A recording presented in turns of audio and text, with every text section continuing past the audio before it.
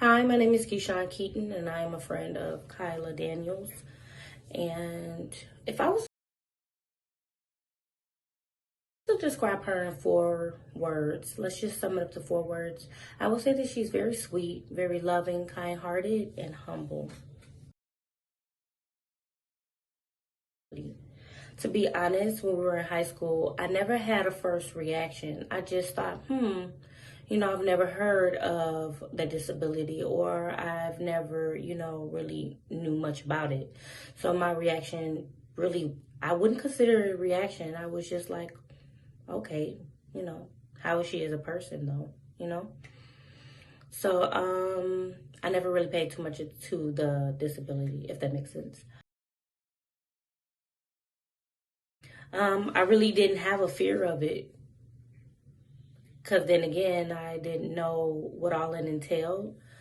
And I knew that it couldn't have been too harmful. You were up moving around, you seemed lively, you seemed okay. So I didn't have any fear of it.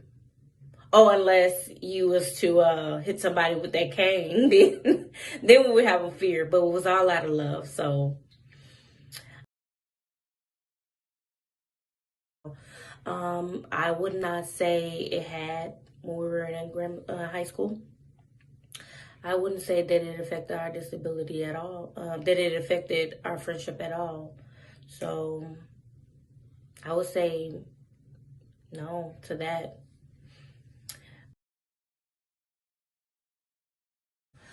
I didn't think too much about your limits at all. I did one day see you, if I could remember. Sorry, that's my daughter.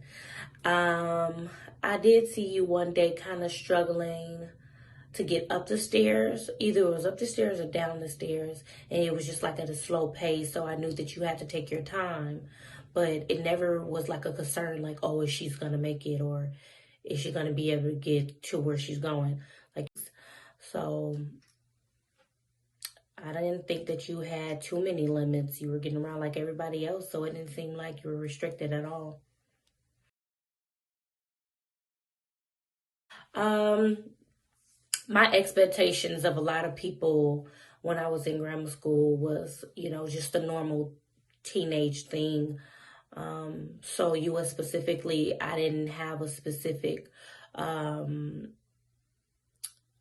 specific thought about you, even in a negative way. Like I just took everybody at face value. If you presented yourself as a good person, then that's just what you were, no matter disability or not. Because I know people who don't have a disability, they are horrible people.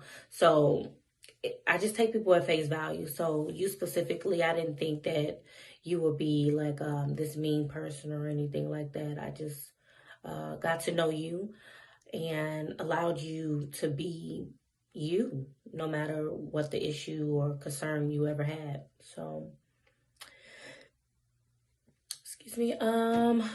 Question 6. And what I think of you now, let me finish that last question, 5. What I think of you now is I still think the same of you. I still think that you're a very sweet, kind, loving person. You're just a regular person. You have feelings like everyone else. You have moods like everyone else. So I don't see your disability being any different, causing any difference of an opinion for me. It's more so of your character. So people with disabilities, how do I view them? Like I sorry to keep, saying things repetitiously, but whether you have a disability or not, it has nothing to do um with your disability. If you're a kind person, that's just who you are. I don't think that people in the world should see you as different. Um if you're, of course your disability, you're different because maybe it restricts you of being mobile, or maybe it restricts you of being able to talk or walk or whatever. So, and that aspect, yes, people should see you different and they should adhere to you and help you, especially if you're out in the public or any of that sort. But as far as you as a person, disability or not, you should be taken for your character and who you are and the inside and in your heart. So and how the world views disability, people with disabilities, I would not be able to know because I'm not the whole world. But I can speak for myself and say I don't see them any different than any other people. They still have feelings, they still have thoughts, they still have, life issues. So that's that. And then I'm gonna wrap this up because I gotta get going. But I do understand that it was a birth defect.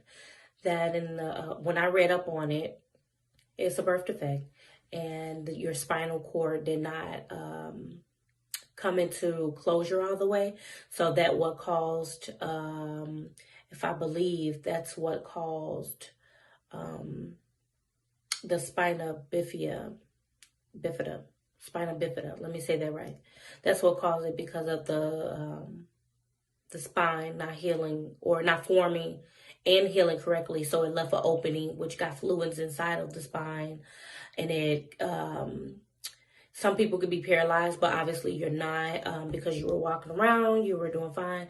And some people can just have mental illness behind it because of the fluids that come up through the spine, and it could get that much of it.